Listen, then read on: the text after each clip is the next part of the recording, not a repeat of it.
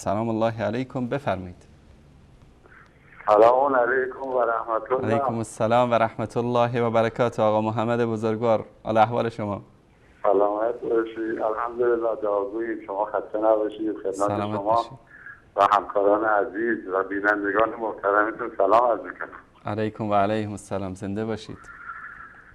سلامت باشید. آقای حسین جان میگه دلا خوبان دل خونین پسندند. دلا خونشو که خوبان این پسندند. الله اکبر. متاع کفر و دین بی مشتری نیست.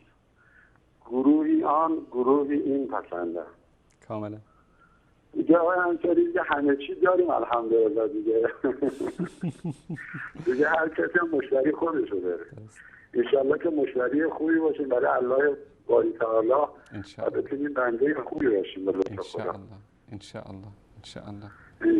خدمت شما هست که آقای انصاری جان و اول هفته برنامه تاجیکستانتون رو می‌دیدم. موضوع برنامهش در رابطه با این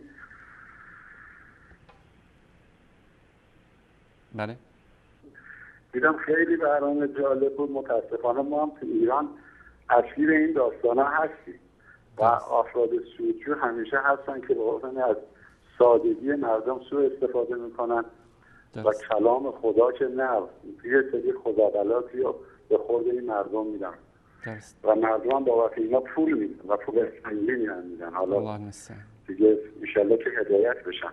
حالا من در باره این افرادی که دنبال این داستانن آقای انصاری یه شعری هست میخوام اگه بخونم. بفرمایید. انشالله تاثیرگذار باشه. انشالله. بفرمایید.